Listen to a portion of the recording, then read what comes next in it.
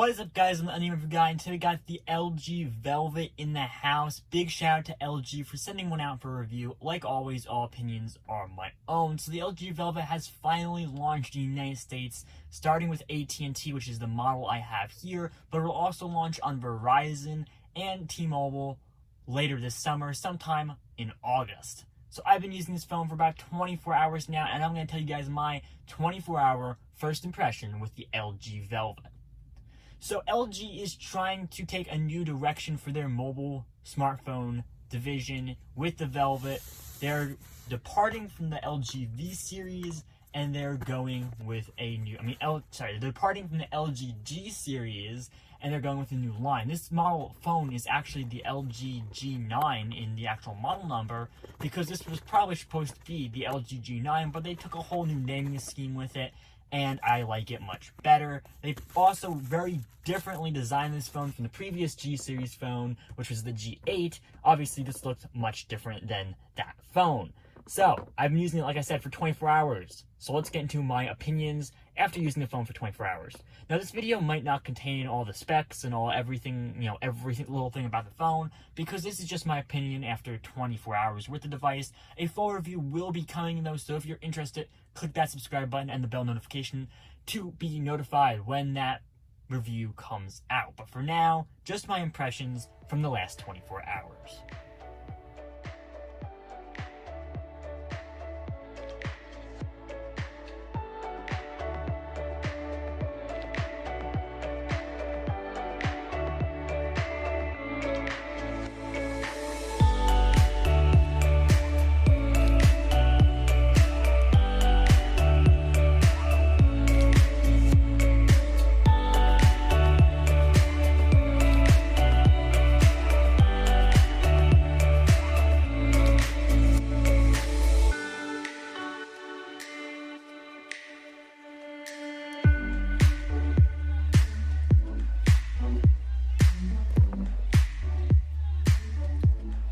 So first up, this is a really good looking phone design. This is probably one of my favorite LG designs in a while. Now, I really did like the LG V60. That was actually also a really good looking phone, but it's also a really thick phone, right? It was much thicker. In fact, let's bring in the V60 on here.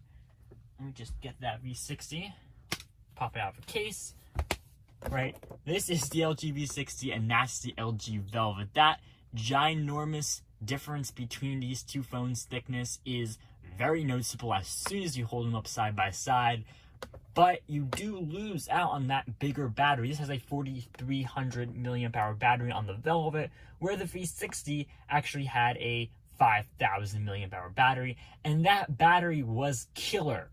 In the past 24 hours, which I've been using the Velvet for, yes, the battery is good. It's pretty standard, in fact, but it's not killer like the V60's was. Of course, I have to use the phone for a little bit longer to actually get a good gauge on the battery, but so far it hasn't been as jaw-dropping, as spectacular as the V60. Now, of course, the V60 is rocking 5G, so as soon as you turn the 5G on this phone, which I did not use it with because this was a Verizon phone, and Verizon 5G is very scarce, especially near me. So I did not use the 5G with this phone, but when you turn on the 5G on this phone, I'm sure the battery life gets significantly worse, though it'll probably still be fairly good. It'll probably be decent. With 4G, this thing was crazy. It was killer. You're not going to get that with the Velvet. But the Velvet, with its 4,300 milliamp hour battery, is very standard on a smartphone. It is not a bad battery at all. But if you are switching over from the V60, which I don't know why you would, if you are switching over from the V60, you're probably going to notice that, and that's probably going to be a disappointment. But like I said, I don't know why you'd be switching over from the V60 to the Velvet. Both are good phones, but they're from the same year and they're pretty similar. I mean, obviously, like the V60 has A65 and everything, but let's stop talking about the V60 for now because, again, this two different phones. Let's talk more about the Velvet and the Velvet itself. So the design is a really awesome design. I didn't think I was going to like the silver color at first, right? So AT&T just has Aurora Silver, and I think it's Aurora Black or Aurora Gray or something like that. Those are the only two colors, which is a bummer because the other colors look really good. Guess they're going to be only available internationally. Some might launch on T-Mobile and Verizon. Verizon does have a really nice looking red color that is going to launch, but so far this is the only one launching in the United States, which are from AT&T, which are the silver and the black color. Both are fairly boring colors, but this definitely looks much better than I thought it was going to look. It's like a subtle Note 10 Plus finish, the Aurora Glow finish that we got on the Note 10 Plus. It's a more subtle version of that, which is nice. It doesn't really blind you as much when you hold it up to the sun. Like with the Note 10, it was really reflective. So when you held it up to the light, it really reflective. This phone doesn't seem as reflective like that, and the coloring is much more subtle. You do get a rainbow-like effect, but mostly the phone's silver with that rainbow-like effect. I think it looks pretty good. Like I said, didn't think I was going to like it at first, but I've been using it for over 24 hours really now, and I have a pretty good liking to the back finish of this phone. Also, the cameras on the back here are flush, except for this one on top, which is protruding quite a bit. I mean, it's not that much. There's definitely thicker protruding camera lenses on different phones, but it is protruding a bit and does cause the phone to have a wobble when you place it down on a table. LG was very highly talking about their flush cameras, but with the top camera not flush, it doesn't make much of a difference, though it still looks good. But yeah, I wish they were all flush. That would actually probably be a better look for LG, and maybe next year we'll get a completely flush camera. Make this phone a little bit thicker, because right now it is quite thin. Make it a little thicker, put a little bigger battery, and make the top camera flush. That would be my my personal opinion on what to do with next year's Velvet. Well, there's actually another opinion, but we'll get back to that in a few minutes. So let's talk about everything else. The display is a beautiful display in my opinion. It has the POLED display on it. Nice big size 6.8 inch POLED display. Very vivid, very vibrant, and very good with colors. Gets bright enough outside. I am pretty happy with the looks of this display. Not like other LG displays in the past. Like LG always made okay displays, but they always had problems like blue shift or like just weird issues in the past. This one's actually really good, and it's pretty good looking in its entirety. It's nice big. It has like a wider, a taller aspect to it, so it's easy to reach across the display, and these curved sides are really nice. I haven't had any really big problems with the side curved display. I personally prefer curved displays, but some people are not going to be into that. That's okay. You guys got the V60. This one looks really nice with the curved displays. It definitely helps that aesthetic and that nice, beautiful look of this phone, which is definitely trying to appeal a different market than the biggest tech nerds out there. It looks great though. I personally, like I said, love the curved displays. This isn't as big as a curve of something like the Huawei waterfall screens, but it is a pretty big curve. It is bigger than the Samsung curves, bigger than the curve on the Note 10, for example, but it is not as big as the waterfall displays. So overall, the display looks good. It does have a teardrop or water drop notch in the top.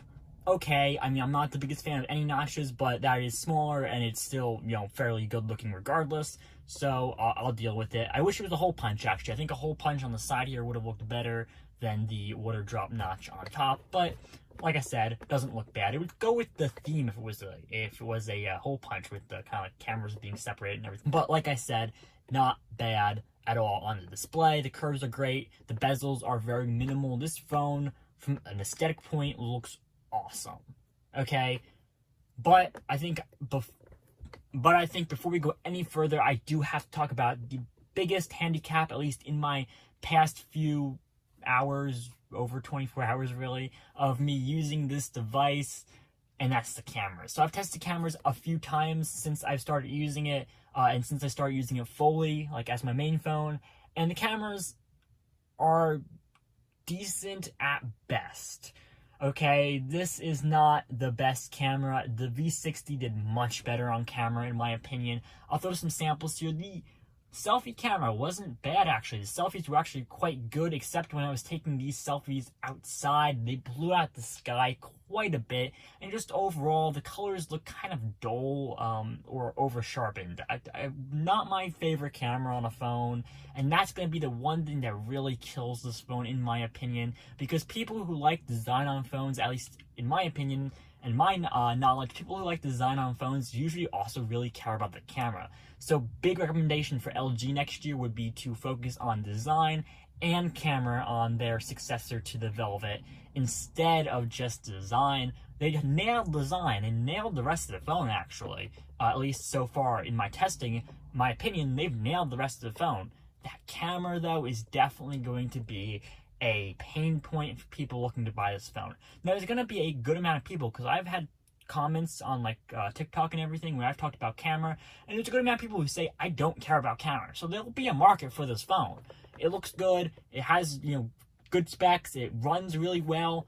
But that camera is definitely going to turn a lot of people away. I think the group of people that LG is really looking to entice with this phone probably is going to care about camera. And this camera is just it's standard. This camera is just standard at best, and it's not my favorite. But since I've gotten all the bad things out, let's talk about some more positive things. This is running the Snapdragon 765G. And now people who know what the 765G and the difference between the 865 and 765 are going to be like, ugh, 765, it isn't as good, they should have put it at 865. This phone and the 765 series processors have been running perfectly fine, in my opinion. I've used other phones with 765s in them.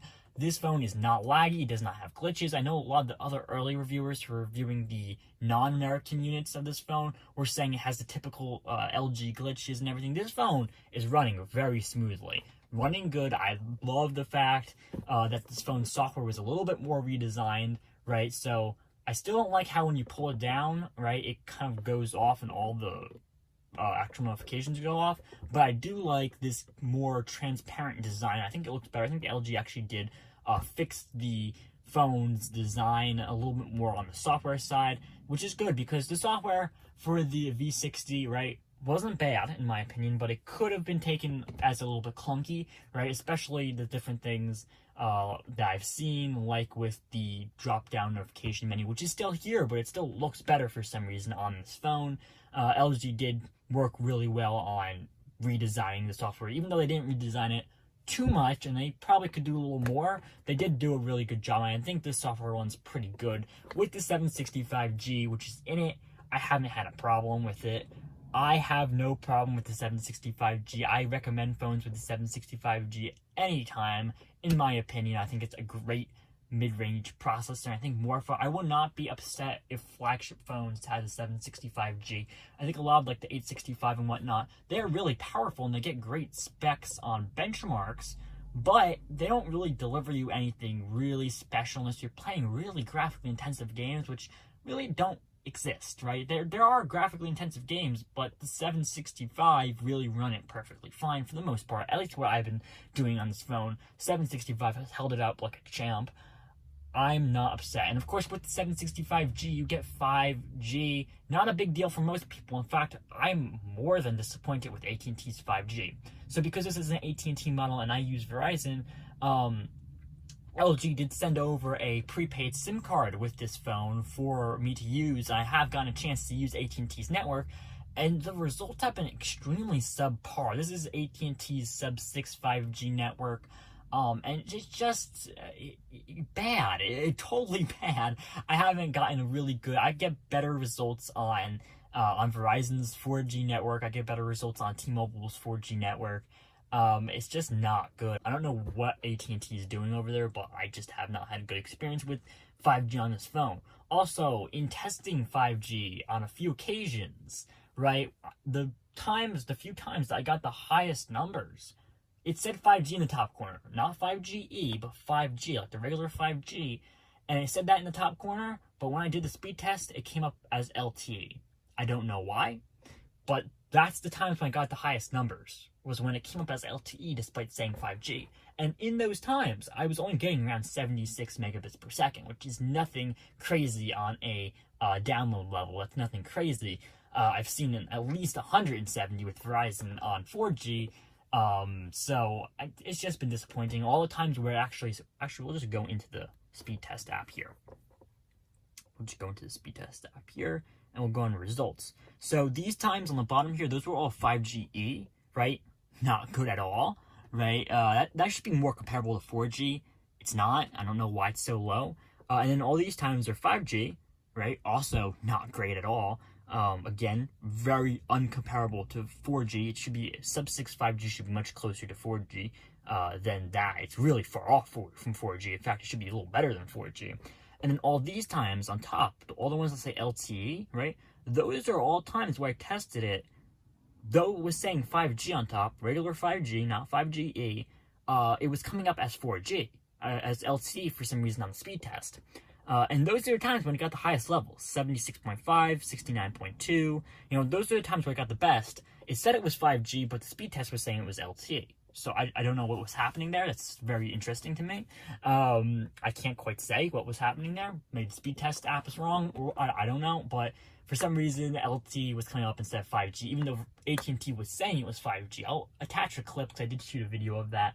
I'll attach a clip here so you guys can see when that was actually happening. I don't know why, but it was. So overall, 5G has been very disappointing, but you do get 5G with this phone, which kind of makes this to an extent future-proof. I'm not sure if this phone actually has millimeter wave 5G. I don't think it does, so that's going to limit you from actually using that. But millimeter wave 5G, to be honest, is years out. I think it will eventually become a pretty normal thing in cities and suburbs, at least in the United States, but there's got a lot of work that you got to put into that network to actually build it out, and it's just going to require much more work than is going to be available in the next few years. So really, you don't have to worry about millimeter wave 5G, but you should at least worry about having a connection for sub-6 5G, which this phone has, which I'm going to make a prediction and say that the Verizon model of the LG Velvet is also only going to run sub-6, and that is going to be launched when Verizon launches their sub-6 network, which they're supposed to do later in August or at some point. They're launching a sub-6 network, and I feel like that's why the phone is waiting